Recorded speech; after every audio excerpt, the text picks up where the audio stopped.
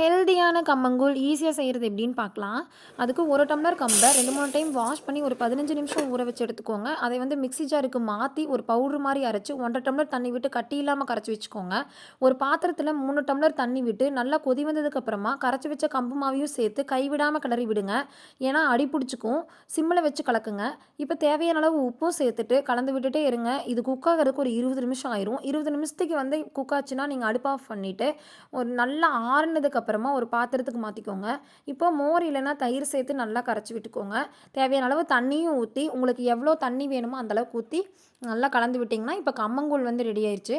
இதுக்கான சைடிஷ் வந்து இன்றைக்கி பச்சை மாங்காய் ஊறுகாய், பச்சை மிளகா, பெரிய வெங்காயம் வந்து குட்டி குட்டியாக கட் பண்ணி வச்சுருக்கேன், மோர் மிளகா, இதுதான் நான் எடுத்துருக்கிற சைடிஷ். நீங்கள் வந்து அவரைக்காய் வத்தல், சுண்டைக்காய் வத்தல், உங்களுக்கு பிடிச்சா துவையல் இது கூட எடுத்துக்கலாங்க. நல்லா ஹெல்தியான ரெசிபி, ஈஸியான ரெசிபியும் கூட. செஞ்சு பார்த்துட்டு எப்படி இருக்குன்னு சொல்லுங்கள்.